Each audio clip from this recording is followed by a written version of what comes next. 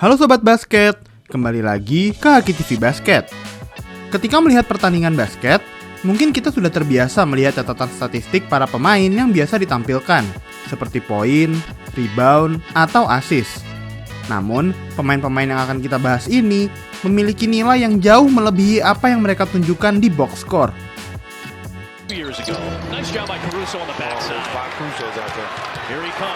Los Angeles Lakers berhasil meraih gelar juara NBA ke-17-nya pada 2020 lalu.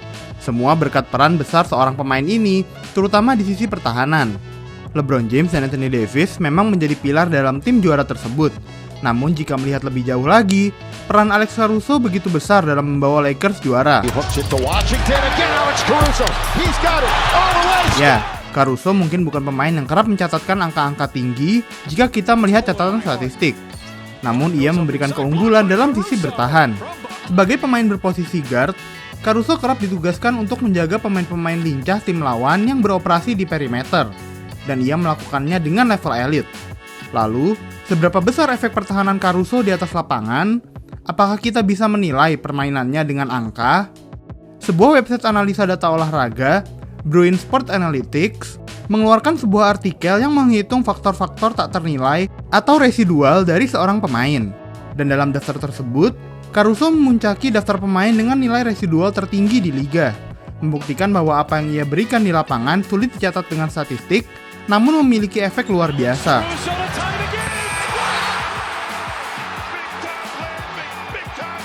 Setelah dilepas oleh Lakers dan pindah ke Chicago Bulls pun, Caruso tetap memberikan penampilan yang luar biasa, menjadi perimeter defender andalan Chicago. Pada musim 2022-2023 lalu, Caruso menjadi pemain dengan nilai defensive rating tertinggi di tim di antara para pemain yang bermain minimal 15 menit per game dengan angka 106,6.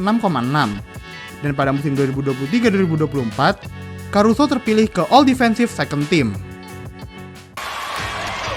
Here's Jones zipping into the paint, right to the cup. Ketika San Antonio Spurs memilih Victor Wembanyama pada urutan pertama NBA Draft 2024, mulai muncul pertanyaan bagaimana tim akan memaksimalkan bintang muda tersebut.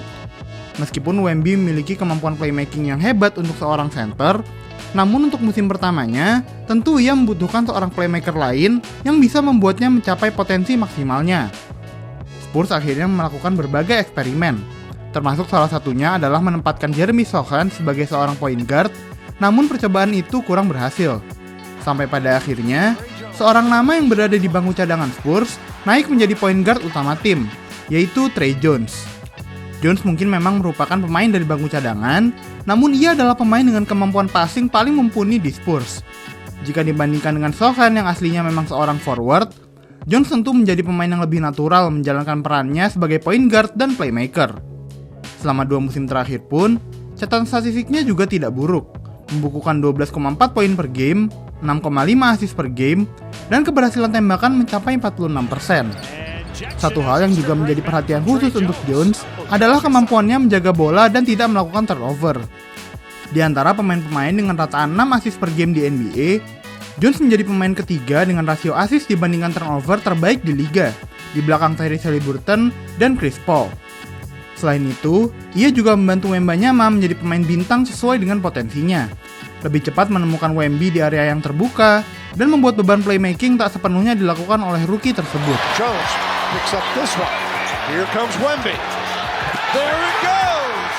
Tre Jones benar-benar menjadi penyelamat ketika Wembanyama mengalami sedikit kesulitan pada periode November hingga Desember 2023, hingga ia akhirnya terpilih menjadi Rookie of the Year 2024. Vaughn, 6 seconds, 5 seconds. Walker against man. Walker blocked by Zubac. Los Angeles Clippers dalam beberapa tahun terakhir merupakan tim bertabur bintang, dengan kedua pilar utamanya yaitu Kawhi Leonard dan Paul George. Namun dalam beberapa tahun terakhir itu, Clippers juga sering melakukan bongkar pasang tim untuk memberikan pemain terbaik di sekitar Leonard dan George.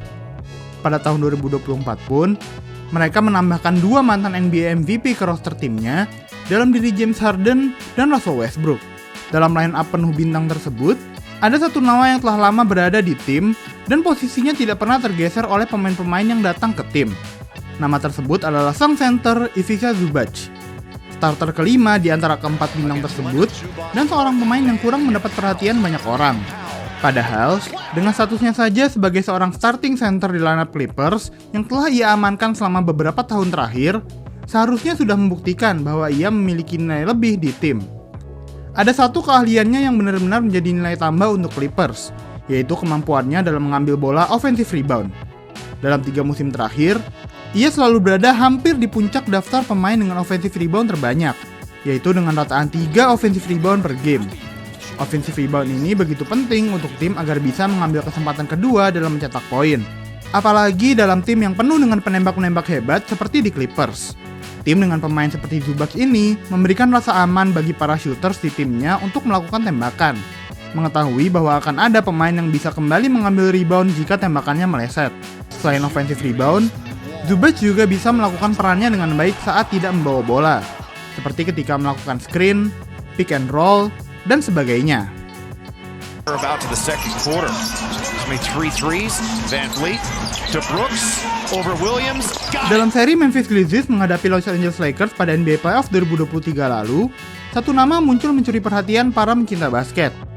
Bukan LeBron James, bukan Ja Morant, namun Dillon Brooks yang menjadi buah bibir penggemar basket saat itu. Banyak yang menganggap bahwa Brooks merupakan pemain yang banyak omong saja, sering melakukan trash talk ke LeBron pada seri itu, namun akhirnya disingkirkan Lakers pada babak pertama dengan skor 2-4. I poke bears. I just let them know that you can't take me one-on-one. Akhirnya, banyak yang mengingat Brooks terutama pada musim terakhirnya bersama Grizzlies sebagai pemain yang sering melakukan trash talk saja. Brooks akhirnya pindah ke Houston Rockets pada awal musim 2023-2024 dan ia menunjukkan bahwa ia lebih dari seorang pemain yang hanya besar di mulut saja.